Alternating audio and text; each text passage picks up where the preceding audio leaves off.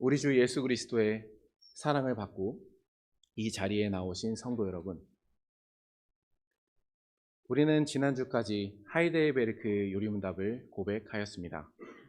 이번 주부터는 약 1세기 후에 다시금 작성된 웨스트민스터 표준문서 안에 있는 소요리문답을 함께 나누고자 합니다. 우리가 웨스트민스터 신앙 고백서를 배울 때에 함께 배웠던 것과 같이 이 문서 역시, 이 신앙 고백 역시 약 4세기 전에 영국이 왕당파와 의회파로 나누어 싸울 때 기록된 신앙 고백입니다. 특별히 말씀드릴 것은 사실 이 웨스트민스터 신앙 고백서가 작성된 이 회의조차도 정치적, 종교적 갈등으로 뒤범벅이 된 상황 속에서 소집되었습니다. 이러한 상황 속에서 신앙 고백서를 작성한 것도 참으로 놀라운 일이지만, 특별히 그 가운데 그 신앙 고백서 안에 소요리 문답이 작성된 것도 또한 놀라운 일입니다. 우리가 함께 고백하였던 대요리 문답은 목회자나 성인을 교육하기 위해서 작성된 반면에, 소요리 문답은 우리 안에 있는 이 사랑스러운 자녀들과 같이 어린 사람들이나 혹은 복음을 찾아오는 구도자를 위해 작성되었기 때문입니다. 전쟁의 상황 속에서도 우리 신앙의 선배들은 우리의 자녀들에게 이 기독교 복음의 핵심을 물려주는 일을 소홀히 하지 않았습니다. 물론 그 당시에 신앙 고백서들이 여럿 개인적으로나 교회적으로 작성되었기 때문에 이러한 문화 안에서 소요리 문답이 나왔다고 생각할 수도 있겠지만, 그러한 생각, 곧 언제나 복음은 우리의 자녀들에게 들려져야 한다는 그러한 생각을 평상시에 가지고 있었기에 이 험난한 전쟁 가운데에서도 이 아름다운 소요리 문답이 작성된 것입니다. 그래서 앞으로 우리가 소요리 문답을 주님께서 허락하시면 처음부터 끝까지 살펴나갈 때에는 소요리 문답을 작성한 신앙의 선배들의 정신을 따라 주된 회중은 우리의 자녀로 삼고자 합니다. 우리 교회는 아직 성인이 되지 않고서 유아 세례를 받은 그 귀한 자녀들이 40명에 육박합니다. 그리고 성인이 되어서 신앙 고백을 준비하거나 신앙 고백을 하려고 고민하고 있는 자녀들까지 합치면 40명이 훨씬 넘어갑니다. 우리가 드리는 이 예배도 온 세대가 함께 드리는 예배인데, 이 많고 귀중한 자녀들이 이 예배 가운데에서 소외되어서는 안 될 것입니다. 그렇게 소요리 문답을 하나하나 살펴볼 때에는 먼저 우리의 자녀들을 위해서 소요리 문답의 내용을 할 수 있는 대로 쉽게 전하고, 그 이후에 조금 더 생각할 점들을 함께 말씀드리고자 합니다. 그러면 먼저 1문을 고백해 보도록 하겠습니다. 소요리 문답 제1문입니다. 제1문, 사람의 제일 되는 목적이 무엇입니까? 답, 사람의 제일 되는 목적은 하나님을 영화롭게 하고 하나님을 영원토록 즐거워하는 것입니다. 사랑하는 한마음교회 유아세례 회원 여러분, 소요리 문답 제1문에서는 목적이 있다고 합니다.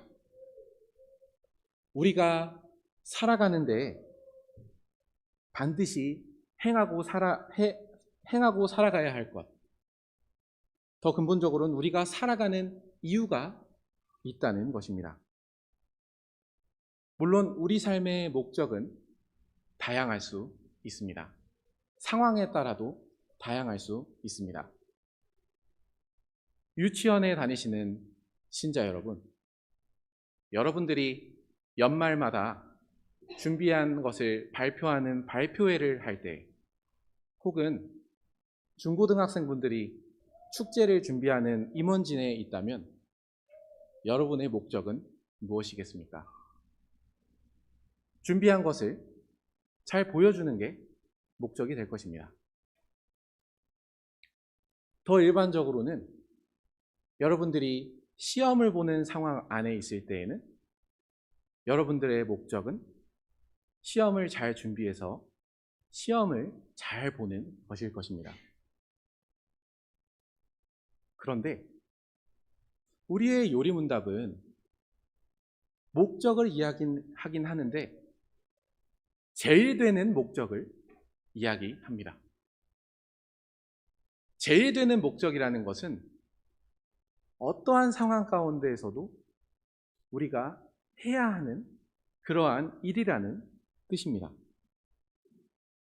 여러분들이 매일 밥을 먹거나 축제를 준비하거나 시험을 준비하거나 공부를 하거나 놀 때에도 여러분들이 늘 생각해야 하는 삶의 목적이 있다라는 것입니다. 그 목적이란 하나님을 영화롭게 하는 것이라 먼저 고백합니다. 영화롭게 한다? 이 말이 조금 어려울 수 있는데요. 이 말을 조금 더 쉽게 말씀드리자면 빛내는 것입니다. 하나님을 빛내는 삶, 하나님을 자랑스럽게 나타내는 삶, 그게 우리가 사람으로서 가져야 할 제일 되는 목적 중에 하나라고 이야기하고 있습니다. 아직 조금 추상스럽게 아직 잘 무슨 말인지 모를 수도 있을 것 같은데요. 예를 한번 들어보겠습니다. 오늘 이 예로 소요리문답 1, 2, 3문을 다 설명할 예정인데요. 바로 밥 먹기 전에 기도하는 것입니다.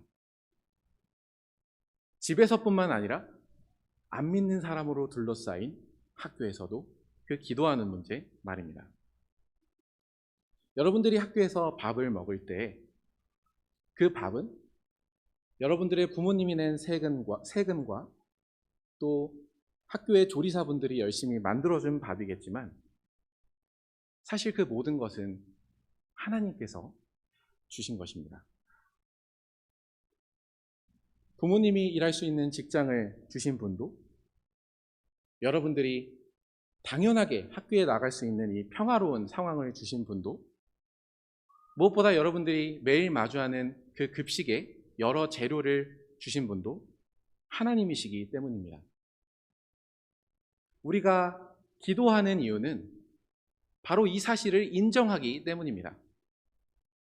이것을 하나님께서 주셨기 때문에 우리는 하나님께 감사 기도를 드리는 것입니다. 그런데 여러분 다 경험해 보셨을 줄로 압니다. 여러분들이 밥을 받고 자리에 앉았습니다. 옆에 있는 친구들은 오늘 맛있네, 혹은 오늘 별로다 하면서 얼른 숟가락을 들겠지만 여러분은 기도합니다. 그때 모든 친구들의 시선은 바로 여러분을 향하게 됩니다. 쟤는 뭐 하는 거지? 쟤는 누구한테 기도하는 거야? 기도하는 그 모습을 통해서 믿지 않는 친구들 가운데 한 분이 선명하게 드러납니다. 기도를 하는 이유는 하나님께서 그 기도를 들으시는 하나님께서 계시고 그 하나님께서 이 모든 음식을 주셨다는 것에 감사하는 것이기 때문입니다. 이것이 바로 하나님을 빛내는 삶입니다. 이것이 바로 하나님을 자랑스럽게 나타내는 것입니다. 믿지 않는 사람들 가운데서 여러분들은 기도라는 독특한 행위를 함으로써 그 자리에 한 가지 사실이 선포되는 것이기 때문입니다. 하나님이 계신다.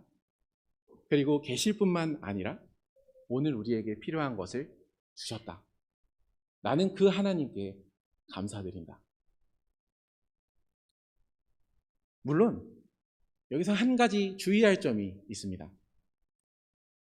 본래 하나님께서는 굳이 우리 사람이라는 존재를 통해서 자기를 드러낼 필요가 없으십니다.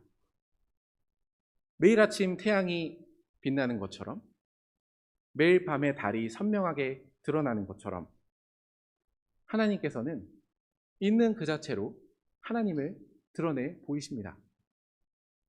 그러나 우리가 살아가는 삶 속에서 하나님께서는 사람을 통해서 자기 자신을 드러내기를 기뻐하셨습니다. 그러니 우리가 하나님을 영화롭게 하는 것, 우리가 하나님을 밝히 드러내는 것은 참으로 감격스러운 삶의 목적이 아닐 수 없습니다. 1문을 마저 보시면 사람의 제일되는 목적은 하나님을 영화롭게 하는 것뿐만 아니라 하나님을 영원토록 즐거워하는 것도 포함됩니다. 이건 참 듣기가 좋습니다. 우리 삶의 목적이 힘들게 공부해서 좋은 대학에 가는 게 아니고 즐거워하는 게 삶의 목적이라니요. 즐거워하는 것, 하나님을 즐거워하는 게 또한 사람이 어디서나 제일 되게 목적으로 삼아야 되는 일입니다. 그러면 하나님을 기뻐한다는 게 무슨 뜻일까요? 다시 식사 전 기도 문제로 돌아갑니다. 하나님을 자랑스럽게 나타내는 것, 여러분의 삶에서 하나님을 밝히 드러내는 것은 먼저 하나님을 인정해야 하는 것입니다. 이것을 하나님께서 주셨다 하는 것을 인정해야 합니다. 그리고 이 사실을 인정할 때 우린 또한 하나님을 즐거워하게 됩니다. 단순히 하나님께서 내가 원하는 것을 주셔서 하나님을 즐거워하는 게 아닙니다. 하나님께서 이토록 매일 나를 돌보시는 분이심을 매일의 밥상을 통해서 나타내 보여주시니까 우리는 하나님을 즐거워하는 것입니다.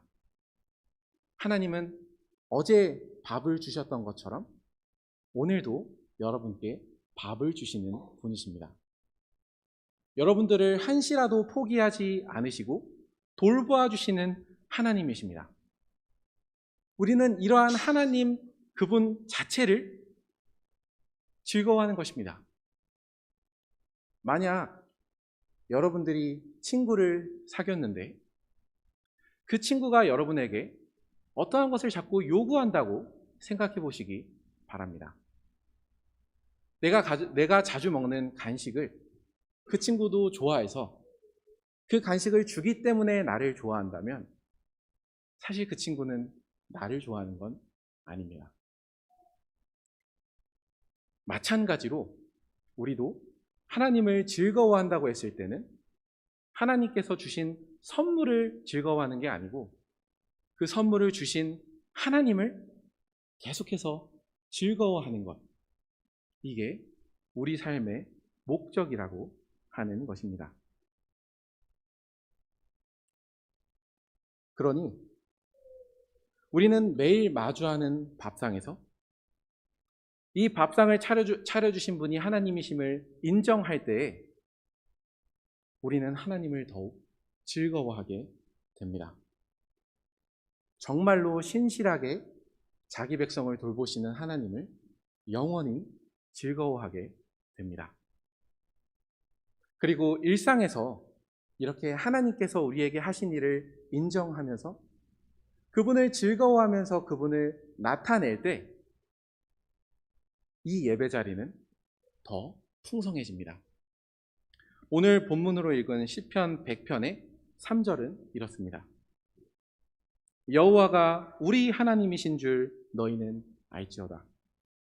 그는 우리를 지으신 이요 우리는 그의 것이니 그의 백성이요 그의 기르시는 양이로다.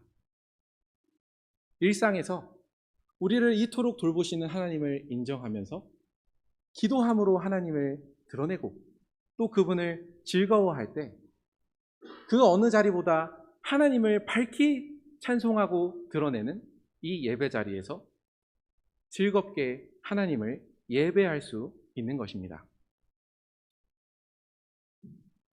근데 질문이 하나 있습니다. 어쨌든 우리가 삶의 목적인 하나님을 영화롭게 하고 또한 그분을 영원토록 즐거워하려면 하나님을 인정해야 합니다. 하나님이 누구신지를 알고 하나님께서 어떠한 일을 하시는지를 알아야 합니다. 곧 하나님을 빛내고 하나님을 즐거워하는 삶을 살려면 하나님을 알아야 합니다. 어디서 이러한 하나님을 알 수 있을까요? 어디서 우리가 이러한 하나님을 알고 하나님을 영화롭게 하면서 즐거워할 수 있을까요? 소요리 문답 2문을 함께 읽겠습니다.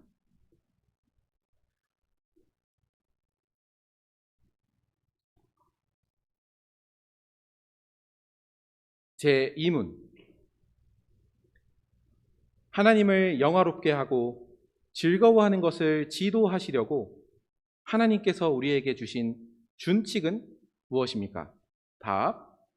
하나님을 영화롭게 하고 즐거워하는 것을 지도하시려고 하나님께서 우리에게 주신 유일한 준칙은 구약과 신약 성경에 기록된 하나님의 말씀입니다. 어려운 말이 한 번 더 나왔습니다. 준칙이라는 말이 나왔습니다. 우리가 어떻게 하나님을 영화롭게 할 수 있고 또 그분을 영원토록 즐거워할 수 있는 법칙 혹은 원칙 이러한 것들을 알려주는 게 바로 성경이라는 것입니다.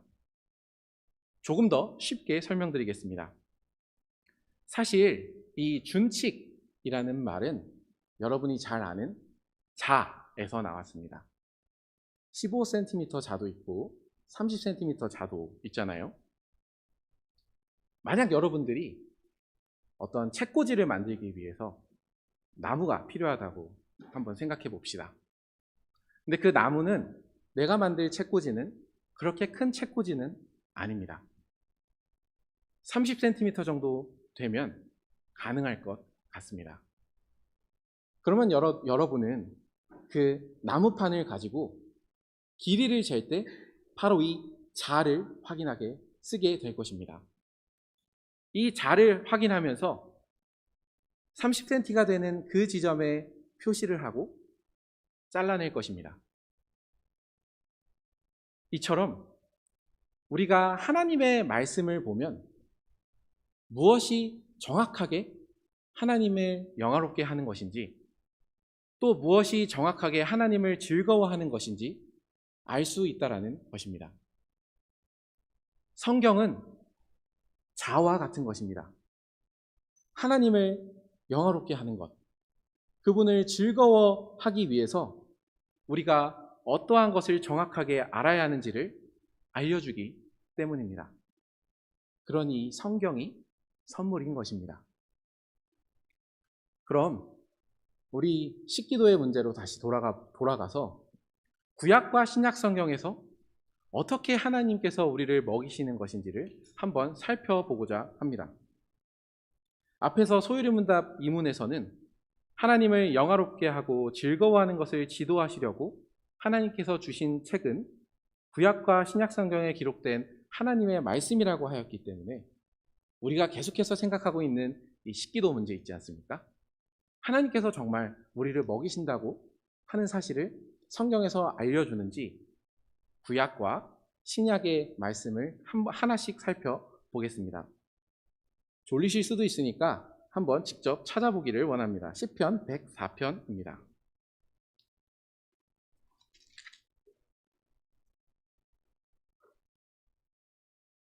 시편 104편 14절로 15절입니다.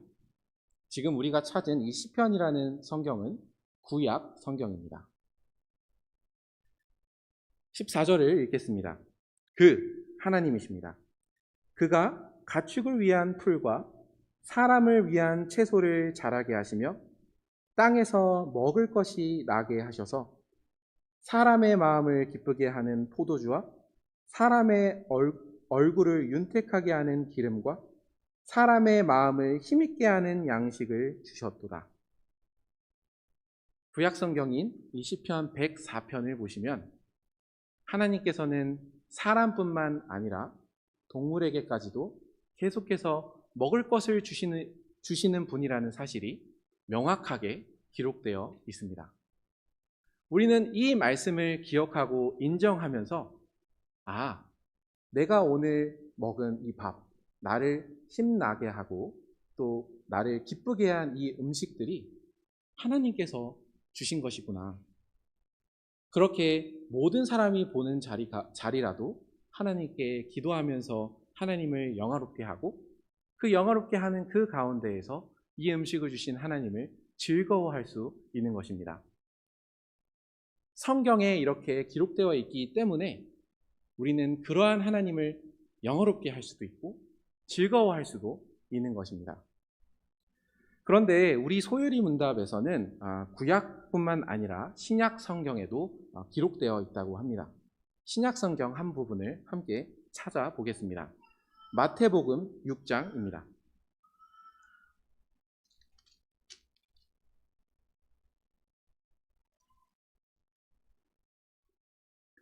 마태복음 6장 31절로 32절입니다. 네, 낭독하겠습니다. 그러므로 염려하여 이르기를 무엇을 먹을까? 무엇을 마실까? 무엇을 입을까? 하지 말라.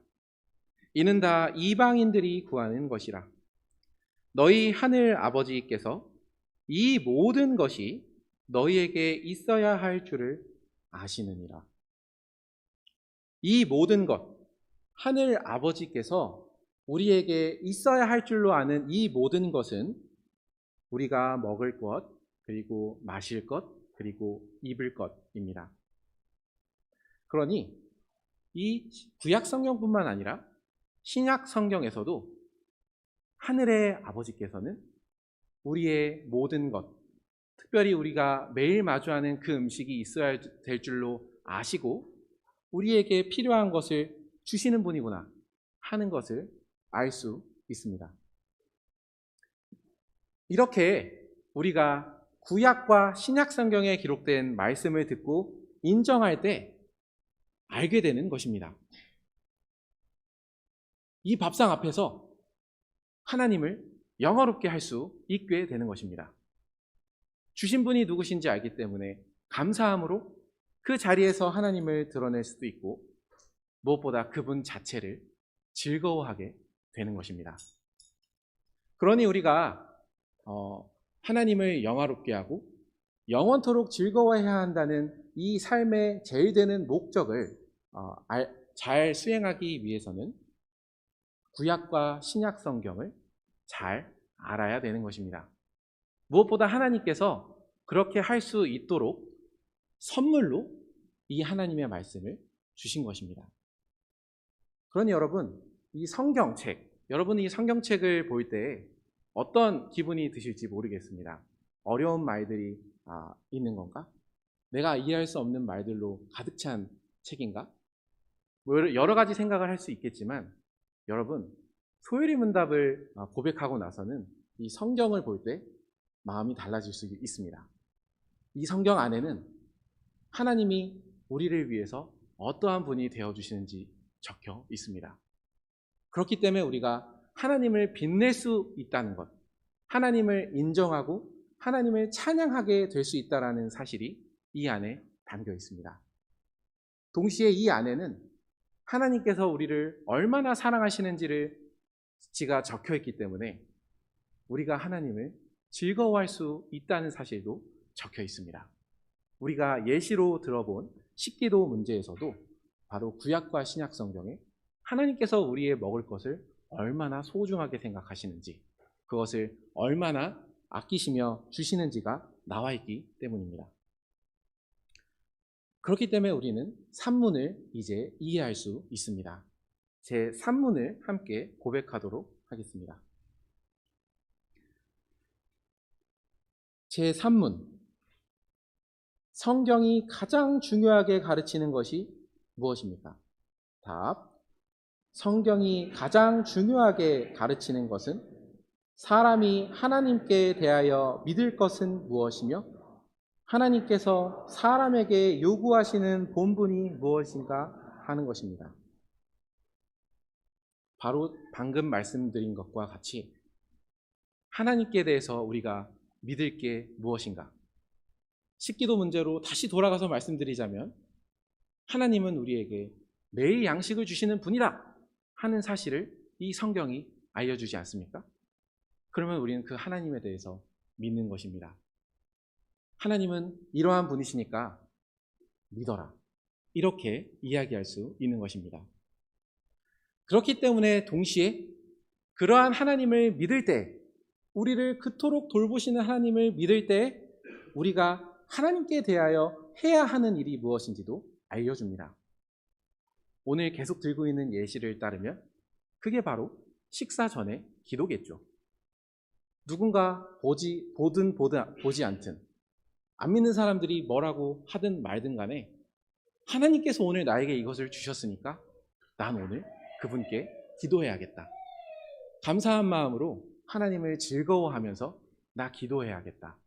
그런 것을 알려주는 것입니다. 결국 그렇게 되면 하나님께서 어떤 분이신지를 알고 거기에 따라서 우리가 무엇을 해야 하는지를 알면 자연스럽게 우리는 하나님을 영화롭게 하고 하나님을 영원토록 즐거워하는 자리로 나아가게 되는 것입니다. 그러니 한마음교회의 유치원, 그리고 초등학생, 그리고 중학생, 고등학생 신자 여러분, 이 하나님의 말씀을 사랑하시기 바랍니다. 이 책은 사랑스러운 책입니다. 이 안에는 하나님께서 우리를 얼마나 사랑하시는지, 우리를 그토록 얼마나 아끼시는지, 동시에 우리의 죄를 미워하시고 거기에 대해서 진노하시지만 그러한 우리를 사랑하시기 위해 무슨 일을 행하셨는지가 나와 있습니다. 그러니 이 성경에서 하나님께 대하여 믿을 것은 기쁜 소식밖에 없습니다. 우리가 하나님을 사랑한다면요. 그리고 그 내용이 아주 명확하게, 그리고 아주 충분하게 나와 있습니다. 여러분 방금 시편 104편의 말씀을 읽으실 때 물론 말이 조금 어렵긴 해도 뭔 말이야? 이렇게 이해하시지는 않았잖아요.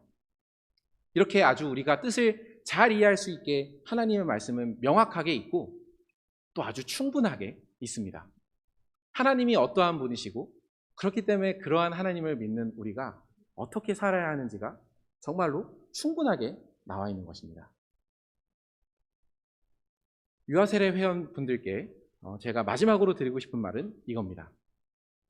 특별히 우리가 하나님을 사랑하고 또 그 우리를 사랑하시는 하나님을 믿기에 우리가 하나님께 무엇을 해야 하는지를 이 성경 가운데서 알고자 할 때 여러분은 혼자가 아닙니다.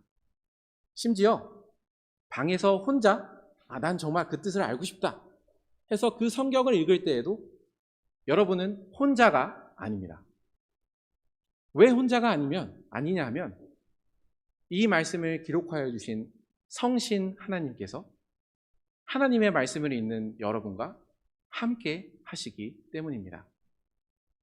그렇기 때문에 하나님의 말씀을 읽을 때 여러분 외롭다고 생각하지 마십시오. 성신 하나님께 은혜를 구하고 오늘 이 하나님의 말씀에서 내가 하나님께 대해서 무엇을 믿어야 하나요? 제가 하나님께 대해서 무엇을 해야 하나요? 하는 것을 가르쳐 주세요 하고 기도할 때 성신 하나님께서는 여러분의 마음 안에서 함께 하시면서 그 뜻을 알려주실 것입니다. 여러분들께 드릴 말씀은 여기서 끝났습니다. 이어서 이 소요리 문답 1문으로 3문을 우리가 생각할 때 조금 더 생각할 부분에 대해서 말씀드리겠습니다. 우리가 이렇게 우리의 사랑스러운 유아세례 회원들과 함께 소요리 문답 1문으로 3문의 내용을 읽었을 때 참으로 하나님께서는 친절하시다는 생각이 듭니다. 우리가 어떻게 살아야 하는지를 명하실 뿐만 아니라 어떻게 그렇게 살 수 있는지를 하나님의 말씀에서 알려주시기 때문입니다. 오늘 강서를 마무리하면서 우리가 소요리 문답 1문답을 고백할 때 어떠한 태도를 가지면 좋을지 제 개인적인 경험을 나누면서 말씀드리고자 합니다. 아마도 초등학교 고학년이거나 중학교 1, 2학년 때의 일이었던 것 같습니다. 교회에서 소요리 문답 암송 대회가 열렸습니다. 저도 하는 데까지 외워보려고 열심히 외웠습니다. 그래서 그때 이후로 제 인생에서 이 소요리 문답 1문은 모를 수 없이 새겨져 있었습니다. 물론 좋은 일인데 그와 함께 저를 계속해서 부담스럽게 하는 문제가 하나 따라다녔습니다. 순진한 마음에 사람은 진짜 하나님을 영화롭게 해야 되는 거구나. 하나님을 영원토록 즐거워해야 되는 거구나. 그렇게 살아야 되는구나 라고 생각을 했는데 철이 들수록 점점 더 제 자신의 모습이 보이기 시작한 겁니다. 제 삶을 돌아보니까 부족한 저의 삶은 하나님을 영화롭게 할 수 있을 만한 건덕지가 하나도 없었습니다. 그래서 하나님을 생각할 때마다 즐겁지 않았습니다. 무서웠습니다. 핵심은 연약한 제 자신을 바라보면서 이 소요리 문답의 1문을 바라보니까 너무나 부담스러웠던 것입니다. 내가 어떻게 하나님을 영화롭게 할 수 있지? 그것도 못하는데 하나님을 즐거워할 수 있을까? 그런데 저의 이 난제가 해결된 계기는 사실 하이델베르크 요리문답 제 1문답을 조금 더 명확하게 이해하게 되었을 때였습니다. 여러분 아마 대부분 이 책을 구매하신 걸로 알고 있는데요. 여기 192페이지를 한번 보시기 바랍니다. 여기 보면 하이델베르크 요리문답 제 1문이 있는데요. 제가 어떻게 하이델베르크 요리문답 1문을 읽고서 정말로 이 소요리 문답을 기쁜 마음으로 아멘 하게 되었는지를 함께 나누고자 하는 것입니다. 제가 읽어 나가겠습니다. 하이델베르크 요리문답 제 1문. 살아서나 죽어서나 당신의 유일한 위로는 무엇입니까? 문장을 끊어가면서 읽겠습니다. 우리의 번역본에서는 하이델베르크 요리문답이 총 4문장으로 끊어서 번역되어 있습니다. 그래서 한 문장씩 살펴보겠습니다.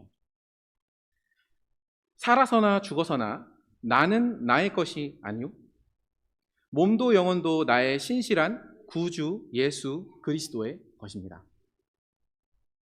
앞서 저는 이 소요리 문답 1문을 고백하면서 저의 모자른 생각으론 연약한 내가 어떻게 이 소요리 문답에 아멘 할 수 있을까 하는 생각을 가졌다고 말씀드렸습니다. 근데 하이델베르크 요리문답의 첫 번째 문장을 잘 보시기 바랍니다. 하이델베르크 요리문답의 첫 번째 문장은 이 연약한 나에게서 탈출을 합니다. 탈출을 하여서 나의 몸도 영혼도 우리 구주 예수 그리스도의 것입니다. 나의 신실한 구주 예수 그리스도의 것입니다 하면서 자기 자신을 예수 그리스도께 투척하면서 시작됩니다. 이렇게 첫 번째 문장에서부터 내가, 연약한 나는 그리스도와 함께 숨겨집니다. 더 놀라운 사실은 이어지는 고백을 볼 때입니다. 두 번째 문장을 보시기 바랍니다. 주어를 눈여겨보시면 좋겠습니다. 그리스도께서는 그의 보혈로 나의 모든 죄값을 완전히 치르고 나를 마귀의 모든 권세에서 해방하셨습니다. 하이델베르크 요리문답의 첫 번째 문장에서는 나를 그리스도에게 전부 맡겨드렸는데 그 이후부터 모든 문장의 주어는 그리스도입니다. 내가 해야 되는 일이 없습니다. 그리스도께서 먼저 그의 보혈로 나의 모든 죄값을 완전히 치르고 지금도 여전히 씨름하고 있는 마귀의 모든 권세에서 나를 해방하셨다고 합니다. 그런데 그 일을 하는 것은 내가 아니라 그리스도입니다. 이어지는 문장을 보시기 바랍니다. 한국어는 주어가 반복될 때 생략하는 것이 자연스러워서 생략이 됐는데요. 사실 이 이어지는 문장의 주어도 그리스도입니다. 그래서 채워서 읽겠습니다. 또한 그리스도께서는 하늘에 계신 나의 아버지의 뜻이 아니면 머리털 하나도 땅에 떨어지지 않도록 나를 보호하시며 참으로 모든 것이 합력하여 나의 구원을 이루도록 하십니다. 하늘의 아버지께서 그분의 뜻이 아니라면 머리털 하나도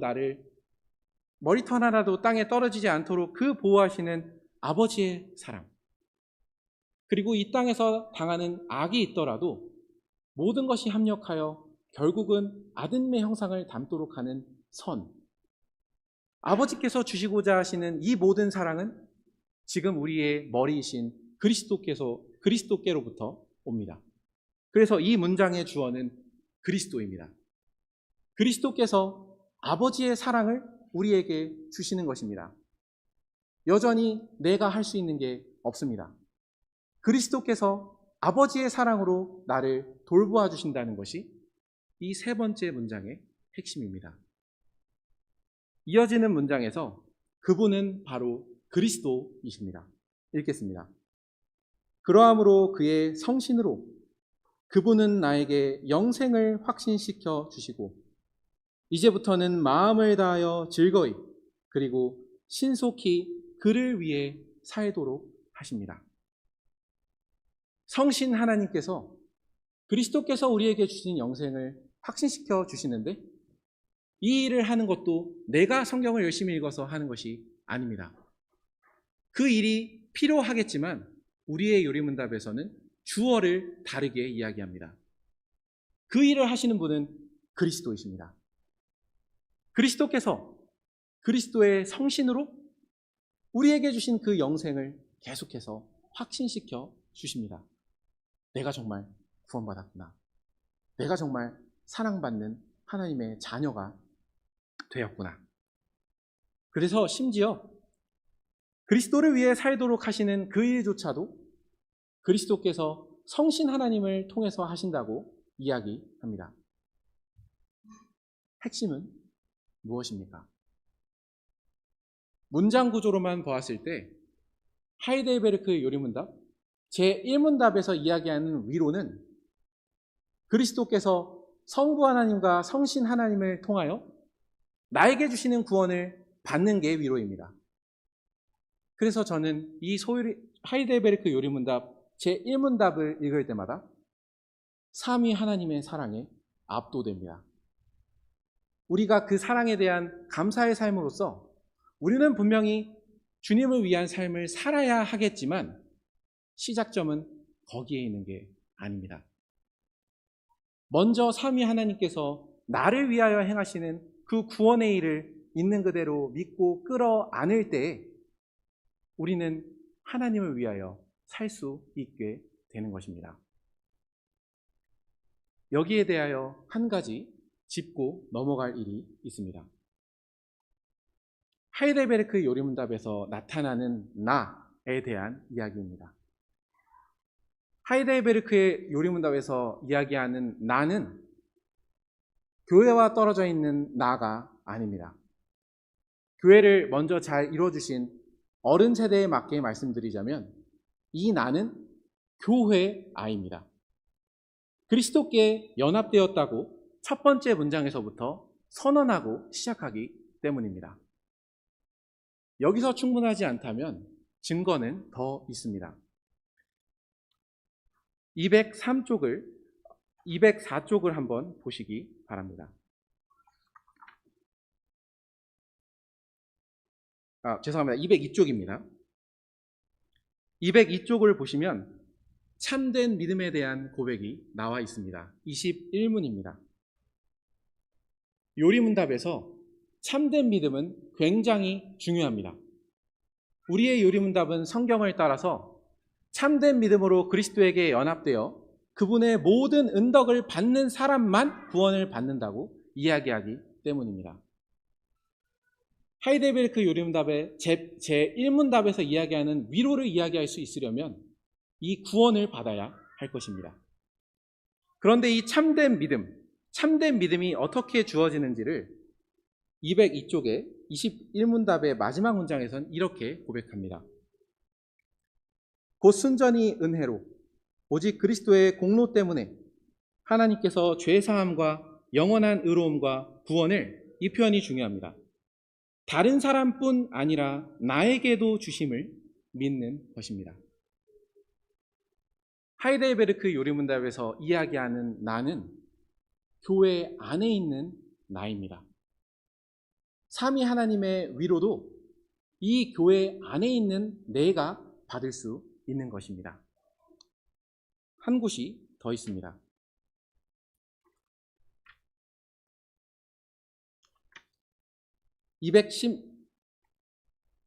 215쪽을 한번 보시기 바랍니다. 215쪽에 우리는 53문에서 성신께 관한 고백을 하게 됩니다. 처음부터 제가 읽도록 하겠습니다. 53문, 성신께 관하여 당신은 무엇을 믿습니까? 답. 첫째, 성신은 성부와 성자와 함께 참되고 영원한 하나님이십니다. 둘째, 그분은, 이 표현이 중요합니다, 또한 나에게도 주어져서 나로 하여금 참된 믿음으로 그리스도와 그의 모든 은덕에 참여하게 하며 나를 위로하고 영원히 나와 함께 하십니다. 그리스도께서 과거에 이뤄놓으신 모든 구원의 선물들을 받으려면 이 교회 안에서 성신 하나님을 선물로 받아야 합니다. 그런데 어떻게 받는다고 합니까? 또한 나에게도입니다. 다른 사람, 이 교회 안에 있는 내가 교회 안에 있기 때문에 또한 나에게도 이 성신 하나님께서 주어지신다 하고 고백하는 것입니다. 그러니 하이델베르크 요리문답 제1문답에서 이야기하는 나는 개인적인 나가 아니라 그리스도와 연합되어서 이 교회 안에서 삼위 하나님의 모든 은혜를 받는 교회 아입니다. 우리는 이러한 사랑을 기억할 때에 소요리문답 제1문, 사람의 제일되는 목적은 무엇입니까? 사람의 제일되는 목적은 하나님을 영화롭게 하고 그분을 영원토록 즐거워하는 것입니다 라는 이 고백에 즐거운 마음으로 아멘 할 수 있는 것입니다. 삼위 하나님께서 먼저 그 영광을 보여주시기 때문에 우리는 그 하나님을 영화롭게 할 수 있는 것입니다. 삼위 하나님께서 우리 같은 흙에 불과한 사람들을 찾아오셔서 우리를 그 구원의 즐거움으로 초청하여 주시기 때문에 우리가 즐거워할 수 있는 것입니다. 그리고 이러한 사실은 소요리 문답에서도 구조적으로 나타납니다. 오늘은 첫 시간이니까 목차를 보면서 더 이야기해 보겠습니다. 13쪽 다음 페이지를 보시면 목차가 나와 있습니다.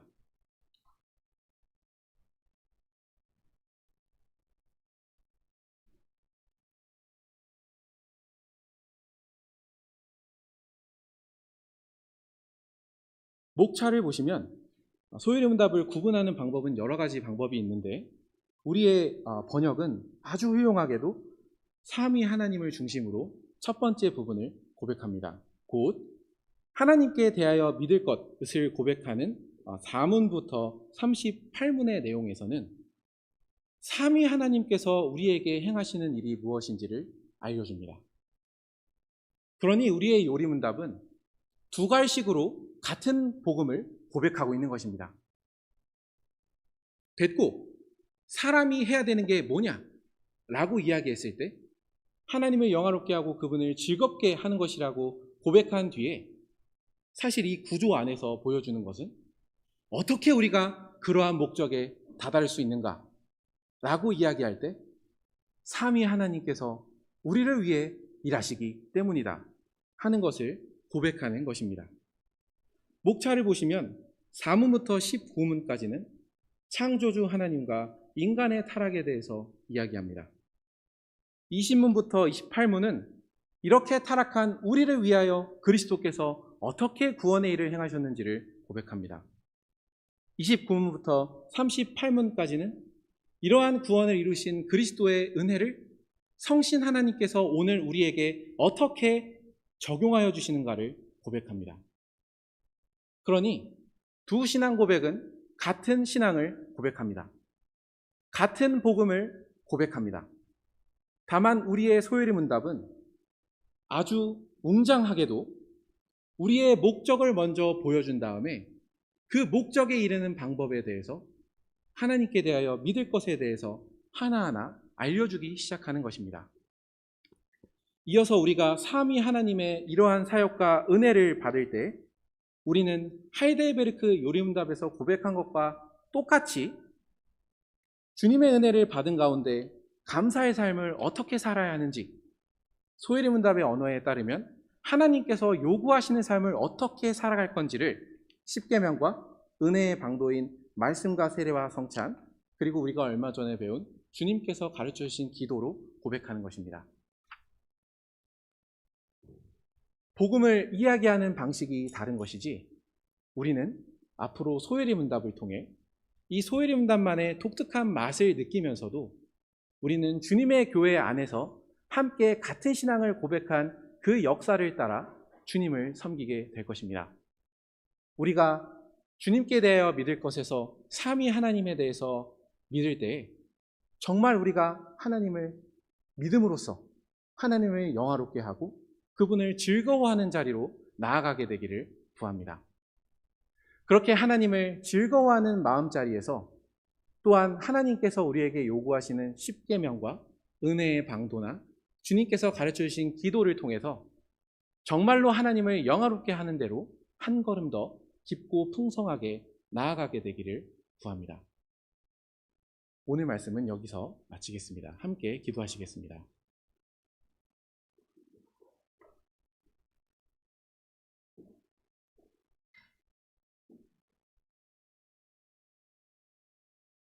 하늘에 계신 우리 아버지께서 교회의 이 세상 하늘과 땅의 모든 권세를 아드님께 내어주시고 이제 그 아드님께서 교회의 머리로서 말씀과 성신으로 주님의 교회를 다스리고 계십니다. 주님께서는 영원한 왕이시기 때문에 만대 교회에 필요한 신앙 고백을 또한 말씀과 성신으로 내려주셨습니다. 저희가 하이델베르크 요리문답을 감사한 마음으로 고백한 후에 이제는 그 후에 기록된 웨스트민스터 소요리문답을 통해서 더욱더 주님께 대한 바른 신앙으로 나아가고자 합니다. 소요리문답은 그 시작부터 사람의 제일 되는 목적을 묻고 그 제일 되는 목적은 하나님을 영화롭게 하는 것과 그분을 영원토록 즐거워하는 것이라고 선언합니다. 저희가 소요리문답을 배워 나갈 때 더욱더 하나님을 영화롭게 하고자 하는 그 마음속으로 저희를 불러주시고 이 자리에 또한 하나님을 영원토록 즐거워하면서 그분을 위한 삶을 살고자 하는 소원도 함께 불러일으켜 주시기를 구합니다. 또한 저희 교회에 주신 귀한 어린 사람들도 이 예배 시간이 어른들의 예배 시간이 아니라 자신을 사랑하시는 하나님께서 불러주신 예배 자리임을 믿고서 어렸을 때부터 하나님께서 자신에게 하시는 그 말씀을 듣고서 바른 신앙을 갖도록 그런 은혜를 베풀어 주시기를 주님께 구합니다. 우리 주 예수 그리스도의 이름으로 기도드렸습니다. 아멘.